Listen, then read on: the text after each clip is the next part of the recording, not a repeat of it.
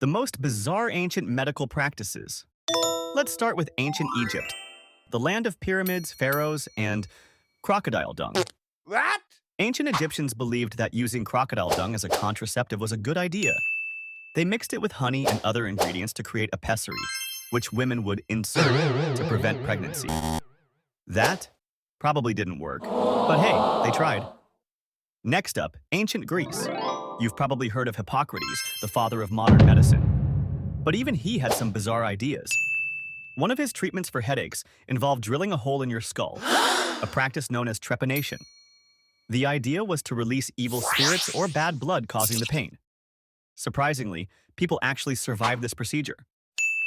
In ancient Rome, if you were feeling under the weather, you might be prescribed gladiator blood as a cure. Yep, Romans believed that drinking the blood of a defeated gladiator could cure epilepsy and other ailments. Because nothing says get well soon, like a tall glass of fresh gladiator juice. Moving on to medieval Europe, where things got really strange. Ever heard of bloodletting? This practice involved cutting open a vein to let out the bad blood. It was used to treat everything from fevers to acne. They even had specialized tools like leeches to help with the process. In ancient China, if you had a severe wound, you might be treated with powdered mummy. Yes, you heard that right. Ground-up mummies imported from Egypt were used as a medicine. The practice was based on the belief that consuming a once-living substance could heal you. We're not sure if it worked, but it certainly made for a morbid medicine cabinet. Speaking of strange substances, in medieval Europe, doctors often relied on urine as a diagnostic tool. They'd taste it, smell it, and examine its color to determine what was wrong with you. It was a full-on urinalysis, just not the kind you'd expect today. In fact, urine was used in remedies too. For example, if you had a sore throat, you might gargle with a mixture of honey, vinegar, and yes, urine. In the Aztec civilization, their approach to medicine was deeply intertwined with their religious beliefs. One of their most extreme practices was human sacrifice to appease the gods and ensure good health for the community. Hearts were ripped out while still beating, and skulls were displayed as a reminder of their devotion. While not exactly medical by today's standards, the Aztecs believed this ensured the overall health of their society. And if you thought that was bad, let's talk about animal dung as a cure-all. In medieval Europe, poultices made from pig, cow, or even dog dung were applied to wounds and infections. The logic: if it's smelly, it must be powerful. Spoiler alert, it probably didn't help. On a less disgusting note, ancient India had a somewhat surprising practice for treating nasal injuries: rhinoplasty.